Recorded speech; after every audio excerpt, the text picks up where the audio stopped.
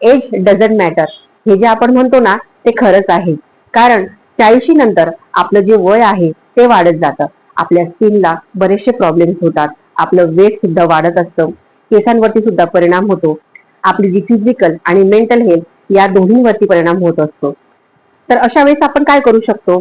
अशा वेळेस आपण आपल्या आयुष्यामध्ये आपल्या जी लाईफस्टाईल आहे तिच्यामध्ये थोडे बदल करू शकतो. आपल्या राहणीमानात आपण बदल करू शकतो. हे छोटे छोटे बदल जर आपण केले तर या बदलांमुळे, या चेंजेसमुळे आपण आपल्या वयापेक्षा नक्कीच कमी दिसू शकतो. वय लपवता येत नाही असं म्हणतात, पण जर तुम्ही ह्या स्टेप फॉलो करणार तर नक्कीच तुमचं वय खरंच किती आहे हे नक्कीच कोणाला समजणार नाही. नमस्कार मैत्रिणींनो, कसे आहात तुम्ही? स्वागत आहे तुमचं माझ्या युट्यूब चॅनल मध्ये. मी शीतल तुमचं आजच्या या व्हिडिओमध्ये अगदी मनापासून स्वागत करते.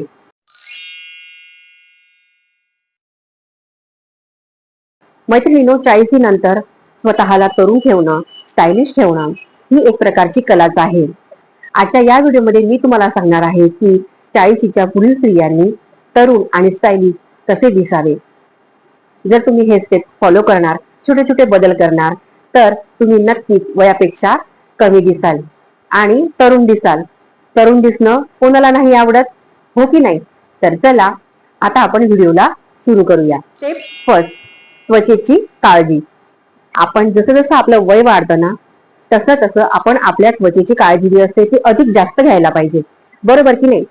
वाढत्या वयामुळे आपलं जे स्किन टेक्स्चर असतं ते बदलतं, स्किन ड्राय होते, ठीक आहे. फाईन लाईन्स, रिंकल्स म्हणजे ज्या सुरकुत्या असतात त्या येतात चेहरा, तर त्या चेहऱ्यावरती अधिक जास्त विजिबल होतात. या सगळ्या प्रॉब्लेम्सला कमी कसं करू शकतो आपण? तर काही स्किन रुटीन आपण फॉलो करू शकतो. जर तुमची ड्राय स्किन असेल तर त्याच्यासाठी वेगळं रुटीन तुम्ही फॉलो करा. जर तुमची ऑइली स्किन असेल तर त्यानुसार तुम्ही स्किन रुटीन फॉलो करा, स्किन केअर फॉलो करा. वय हे नेहमी चेहऱ्यावरूनच ठरत असतं, आपल्याला सगळ्यांना माहित आहे. तर अशा वेळेस आपण आपल्या स्किनची जास्तीत जास्त आपल्याला काळजी घ्यावी लागणार आहे.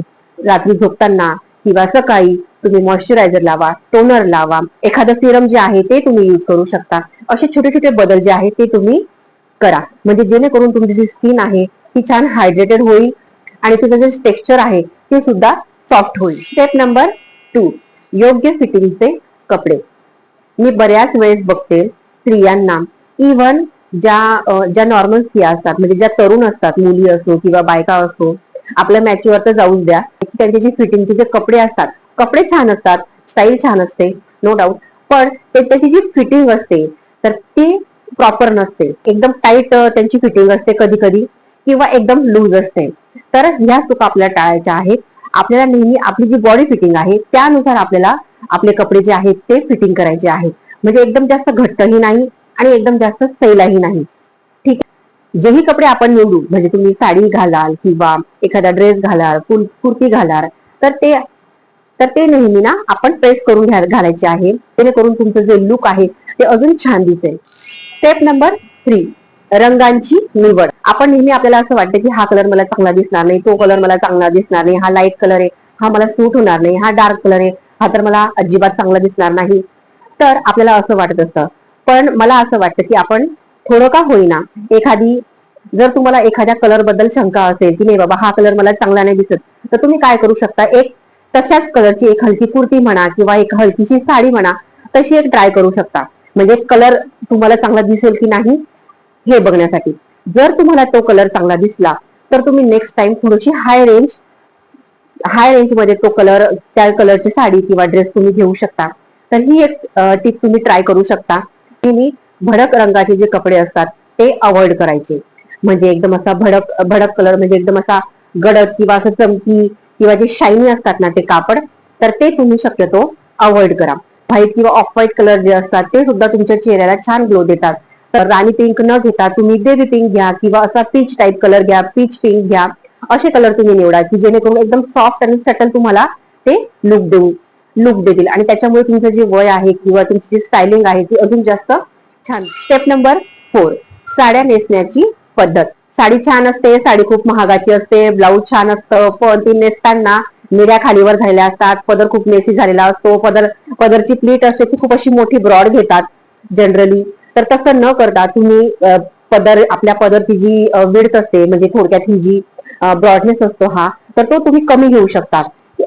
कमी घेऊ शकता, किंवा असा ओपन पल्लू म्हणजे वन साइड पल्लू सुद्धा तुम्ही घेऊ शकता, जेणेकरून तुमचं जे वय आहे किंवा तुमचं जे लुक आहे ते अजून जास्त एनहान्स होईल. साडी निवडताना शक्यतो सॉफ्ट फॅब्रिकची साडी तुम्ही निवडत जा. आणि शक्यतो जेवढी तुमची बॉर्डर नाजूक असेल, जेवढी तुमची बॉर्डरची जी लेंथ आहे ती कमी असेल, नाजूक असेल, तेवढी ती साडी तुमच्यावरती उठून दिसेल. आणि तुम्ही साड्या निवडताना नेहमी अशा जाड किंवा कडक साड्या न निवडता तुम्ही सॉफ्ट फॅब्रिकच्या साड्या निवडा. जसे की जॉर्जेट आहे, सॉफ्ट सिल्क आहे, किंवा कॉटन आहे, लिनन आहे. ह्या ज्या साड्या असतात तर त्या खूप रिच लुक देतात. जर तुमचं वजन जर जास्त असेल तर तेव्हा सुद्धा तुम्ही या फॅब्रिकच्या साड्या युज करू शकता. Step number 5, blouse design. आता हा खूप महत्वाचा टॉपिक आहे, पण खूप वेळेस अंडर एस्टिमेट केला जातो. ब्लाउज हे तुमचं साडीवरचं जे ब्लाउज आहे ते तुमच्या पूर्ण लुकला एक तर एनहान्स करू शकतं किंवा खराब करू शकतं. ब्लाउज निवडताना किंवा शिवताना नेहमी लक्षात ठेवायचं की ट्रेंड कुठला आहे. आता सध्या पफ स्लीव्ह चालू आहे, किंवा फुगाबाही चालू आहे, किंवा ज्या स्लीव्हची लेंथ आहे किंवा मोठ्या बायांच्या ज्या ब्लाउजेस असतात त्या ब्लाउजांची फॅशन चालू आहे. तर आता जे लेटेस्ट ट्रेंड मध्ये आहे तशा प्रकारची ब्लाउज तुम्ही शिवून घ्या, जेणेकरून तुमच्या साडीला आणि तुमच्या ब्लाउजमुळे तुमचा लुक अजून छान दिसेल. Step number 6, hairstyle. जसं जसं वय वाढतं मैत्रिणींनो, तसं तसं आपला हेअर लॉस किंवा हेअर प्रॉब्लेम पण वाढत जात असतात, हे मी समजू शकते. पण त्यावेळेस तुम्ही काय करू शकता, त्यावेळेस तुम्ही एखादं हेअर एक्सटेन्शन यूज करू शकता, किंवा ओपन हेअर यूज करू शकता. ओपन हेअर पण तुम्ही ठेवू शकता, किंवा एखादा छानसा हेअर कट करू शकता. लेअर कट आहे, स्टेप कट आहे, किंवा बरेचसे असे, किंवा पुढे असे छोटेसे बँग तुम्ही काढू शकता. एखादा हेअर कट करून तुम्ही स्वतः एखादा लुक तुमचा चेंज करू शकता. हेअरस्टाईल निवडताना सुद्धा तुमचा फेस कोणता आहे, कोणत्या पद्धतीचा आहे, त्यानुसार जर तुम्ही हेअर कट केला तर तुमच्या चेहऱ्याला ते अजून जास्त छान दिसेल. स्टेप नंबर 7, कमीत कमी मेकअप. मैत्रिणींनो, आपल्याला असं वाटत असतं की 40 नंतर आपण मेकअप वगैरे करणं आपण नेहमी टाळत असतो, पण तसं नका करू. मेकअप तुम्ही करायला पाहिजे, कारण की त्यामुळे तुमची जी स्किन आहे ती छान दिसते आणि फ्लॉलेस दिसते, आणि थोडासा यंग लुक येतो तुम्हाला. मेकअप करताना नेहमी कमी लेअर्स अप्लाय करायचं, म्हणजे फाउंडेशन, कन्सिलर वगैरे हे न यूज करता तुम्ही एखादी बीबी क्रीम म्हणा, सीसी क्रीम म्हणा, किंवा आता मार्केटमध्ये बऱ्याचशा अशा मोठे क्रीम आलेल्या आहेत, बऱ्याचशा अशा क्रीम्स आलेल्या आहेत त्याच्यामध्ये फाउंडेशन, कन्सिलर सगळं काही असतं, प्रायमर वगैरे सगळं असतं, म्हणजे थोडक्यात बीबी क्रीम सारख्या असतात त्या. तर तशा सुद्धा क्रीम तुम्ही युज करू शकता, जेणेकरून तुमचे जे स्किनचं टेक्स्चर आहे, जे पोअर्स आहे, ज्या रिंकल्स आहे त्या इव्हन टोन होतील, आणि तुमचा जो चेहरा आहे तो अधिकाधिक तरुण दिसायला मदत. स्टेप नंबर 8, फुटवेअरची निवड, म्हणजे थोडक्यात चपलांची निवड. आता मार्केटमध्ये बऱ्याचशा अशा ऑप्शन्स अवेलेबल आहेत. तेच ते चप्पल न घालता, किंवा ती अंगठ्यावाली चप्पल असते ती न घालता तुम्ही कुर्तीवरती एखादी सँडल किंवा शूज वगैरे यूज करू शकता, किंवा प्लाझो वरती शूज किंवा सँडल यूज करू शकता, किंवा बेलीज यूज करू शकता. साडीवरती थोडेसे हाय हिल, म्हणजे अगदी थोडेसे एवढे बोटापेक्षा हे अर्धा किंवा 1 इंचच्या सुद्धा हिल्स मार्केटमध्ये चपला अशा अवेलेबल आहे, तर त्या सुद्धा तुम्ही ट्राय करू शकता. Step number 9, jewellery. हा सगळ्यांचा लाडका विषय आहे, आवडता विषय आहे. नेहमी 40च्या नंतर लक्षात ठेवायचं, जेवढं तुम्ही मिनिमम मेकअप कराल, जेवढं तुम्ही मिनिमम ज्वेलरी यूज कराल, तेवढं तुम्ही छान दिसणार, तेवढं तुमचं वय कमी दिसेल. ज्वेलरी निवडताना नेहमी नाजूक ज्वेलरी तुम्ही निवडा. मिशोवर, फ्लिपकार्टवर बऱ्याचशा ठिकाणी असे छोटे छोटे नाजूक 100 ते 150च्या आत असे छान छान नेकलेसेस मिळतात, तर ते सुद्धा नेकलेस तुम्ही यूज करू शकता, जेणेकरून तुमचं जे लुक आहे ते अधिकाधिक जास्त छान होईल. तर नेहमी 30 ते ज्वेलरी न यूज करतात 3 ते 4 ऑप्शन ज्वेलरीचे असले पाहिजे.